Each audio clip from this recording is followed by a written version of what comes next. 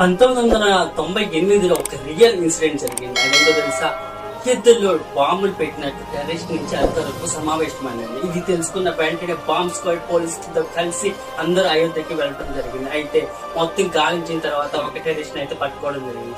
Bomb ఎక్కడ పెట్టావో అని అడగ వారు చెప్పలేదు. ఆ తర్వాత వాళ్ళు చిత్రహింసలు చేసిన తర్వాత గుడిలోనే పెట్టారని చెప్పారు. ఆ గుడిలో ప్రతి అణువున వెతికారు, కానీ వాళ్ళకైతే ఎక్కడ బాంబు ఉన్నా అన్న వాళ్ళకి కనపడలేదు. తీరా లాస్ట్ ఒక గుడిలో ఒక మూల ఒక కోతి బొయ్యిలు కొడుకుతూ కానొచ్చింది. ఆ తర్వాత బాంబ్ స్క్వాడ్ దగ్గరికి వెళ్ళి ఆ కోతి కొరకటం ఆపేసి దూరం వెళ్ళిపోయింది. తీరా చూస్తే అక్కడ బాంబ్ అనేది ఎగ్జాక్ట్ గా 3 సెకండ్స్ మీద డిస్మాంటిల్ అయిపోయింది.